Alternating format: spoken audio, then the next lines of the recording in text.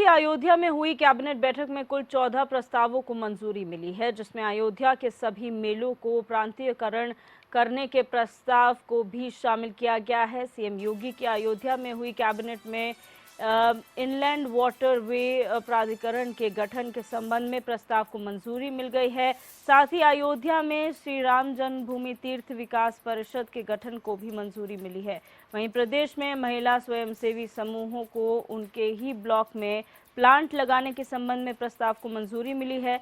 इसके अलावा शीतकालीन सत्र 28 नवंबर से आहूत करने के प्रस्ताव को मंजूरी मिली है। तो 14 ऐसे प्रस्ताव हैं जिन्हें कैबिनेट की मंजूरी मिली है। आपको बता दें कि श्री राम जन्मभूमि अयोध्या में जो कैबिनेट की बैठक है वो की गई और इसमें 14 प्रस्ताव, जिनमें से इनलैंड वाटरवे प्राधिकरण के गठन का प्रस्ताव रहा हो या श्री राम जन्मभूमि तीर्थ विकास परिषद के गठन का प्रस्ताव हो, इन दोनों को मंजूरी मिली है। साथ ही साथ मुजफ्फरनगर में शुक तीर्थ विकास परिषद के गठन को मंजूरी मिली है। मां पाटेश्वरी देवी पाटन विकास परिषद गठन को मंजूरी मिली है। अयोध्या में मंदिर म्यूजियम के निर्माण के प्रस्ताव को भी पास किया गया है। माझा जमथरा में 25 एकड़ भूमि पर निर्माण किया जाएगा। अंतर्राष्ट्रीय रामायण वैदिक शोध संस्थान को मंजूरी मिल गई है। इसके अलावा हाथरस में दाऊजी लक्खी मेले को प्रांतीयकरण करने का जो है वो निर्णय लिया गया है। बुलंदशहर में गंगा मेला, वाराणसी में देव दीपावली आयोजन का प्रस्ताव इसमें पास हुआ है। कई ऐसे हैं, 14 प्रस्ताव रखे गए थे इस कैबिनेट बैठक में जो पास हुए हैं।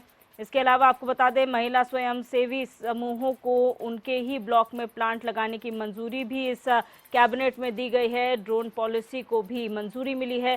स्थानीय स्तर पर प्रशासन की ओर से क्रियान्वयन कराने का प्रस्ताव पास हुआ है।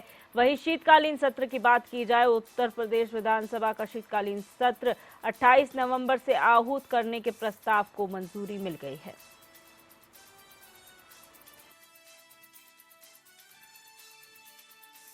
कैबिनेट में कुल 14 प्रस्ताव आए। इन 14 महत्वपूर्ण प्रस्तावों में जो प्रस्ताव थे, सबसे पहला प्रस्ताव था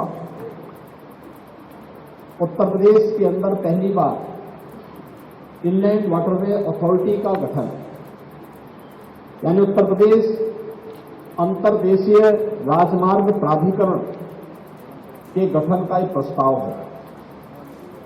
हम सब जानते हैं कि उत्तर प्रदेश के बारे में ये कहा जाता था कि उत्तर प्रदेश एक लैंडलॉक्ड स्टेट है। दुनिया के अंदर भी और देश के अंदर भी उन देशों ने प्रगति की जिनके पास जितना बेहतर जलमार्ग है। देश के अंदर भी वे राज्य आगे बढ़ गए थे क्योंकि उनके पास एक्सपोर्ट की सस्ती सुविधा थी, जिनके पास जलमार्ग था।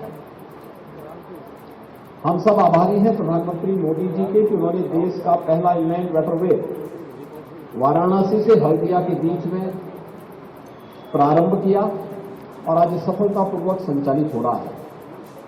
पिछली बार हम लोगों ने देखा था कि 13 जनवरी को दुनिया का सबसे लंबा क्रूज वाराणसी से डिब्रूगढ़ के बीच में भी प्रधानमंत्री जी ने फ्लैग ऑफ किया।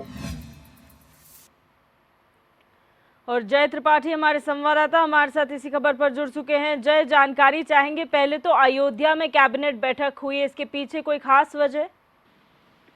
देखिए दिव्या, जिस तरीके से बात किया जाए तो वर्तमान स्थिति की अगर हम बात करें तो कहीं न कहीं धर्म को बढ़ावा देते हुए पूरी तरह से उत्तर प्रदेश सरकार नजर आ रही। इसी तरह से अगर पूरी तरह चर्चाओं की बात किया जाए तो चाहे धर्म की बात करें चाहे राजनीति की बात करें, इस वक्त धर्म और राजनीति बहुत ही जोर शोर से चल रही है।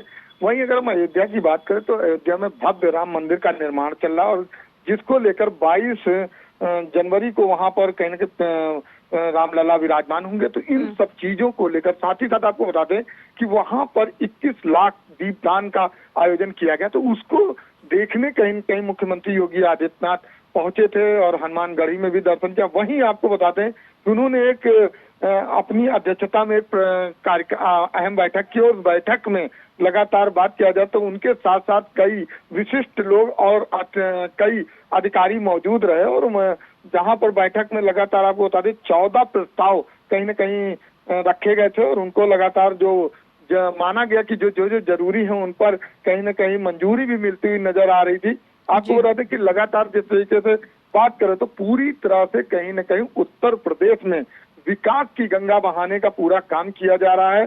वहीं अगर हम बात करें तो जो धार्मिक स्थल है उसमें किस तरीके से विकास होगा, इन चीजों पर भी कहीं न कहीं ध्यान दिया गया। इन्हीं सब चीजों को लेकर कहीं न कहीं अयोध्या में श्री राम जन्मभूमि तीर्थ विकास परिषद के एक गठन की मंजूरी कर दी गई है। साथ ही साथ आपको बता दें कि कहीं न कहीं धर्म को जिससे बढ़ावा दिया जा रहा है उसमें मां पटेश्वरी देवी पाटन विकास परिषद गठन की भी मंजूरी कर दी गई है। साथ ही साथ आपको बता दें इनलैंड वाटर के प्राधिकरण के गठन के संभावना उसमें भी एक प्रस्ताव की मंजूरी कर दी गई। साथ ही साथ मुजफ्फरनगर में शुक्र तीर्थ विकास परिषद था, वहां पे भी लगातार कहीं न कहीं गठन की मंजूरी करते हुए नजर आए। अयोध्या में मांझा जमथरा के 25 एकड़ भूमि पर मंदिर का एक म्यूजियम तैयार किया जाएगा, क्योंकि निर्माण का जिस तरीके राम मंदिर का निर्माण हो रहा है तो साथ ही साथ एक म्यूजियम का भी कहीं न कहीं प्रस्ताव पास होते हुए नजर आया है।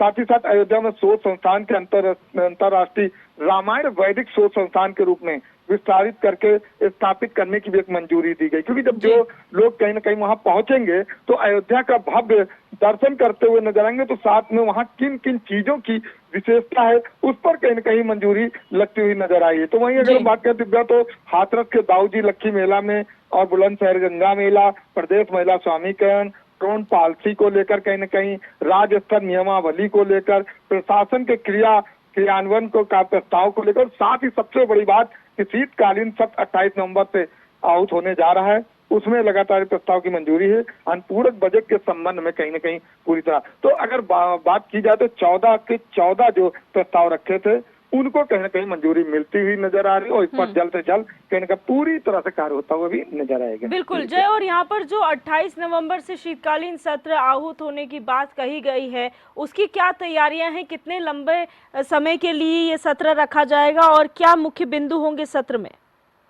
देखिए, शीतकालीन सत्र की बात की जाए 28 नवंबर से इसको पूरी तरह से आहूत करने की तैयारी की जा रही है और उसमें जैसे कि आज प्रस्ताव जो पास हुए हैं इनकी मंजूरी हुई, उस पर कहीं न कहीं चर्चा होगी कि आखिर किस तरीके से इन चीजों पर ध्यान दिया जाए।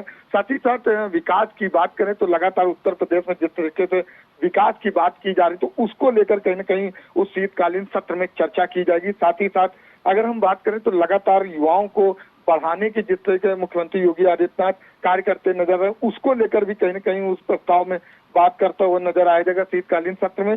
वहीं महिलाओं के लिए विशेषकर बात की जाएगी कि आखिर किस तरीके से इसको बढ़ाकर उन लोगों को भी लागू किया। तो अगर बात करें कुल मिला के कहीं न कहीं लोकसभा 2024 का चुनाव है तो उसको लेकर दिव्या ये जो शीतकालीन सत्र 28 नवंबर से चालू होने जा रहा है, ये मुख्यतः बहुत ही बड़ी भूमिका के साथ नजर आएगा और इसके द्वारा इसमें जो चर्चाएं होंगी उससे कहीं न कहीं लोकसभा 2024 के चुनाव में काफी फायदा होता हुआ नजर आएगा। बिल्कुल, बहुत शुक्रिया अजय हमारे साथ जुड़ने के लिए और जानकारी साझा करने के लिए।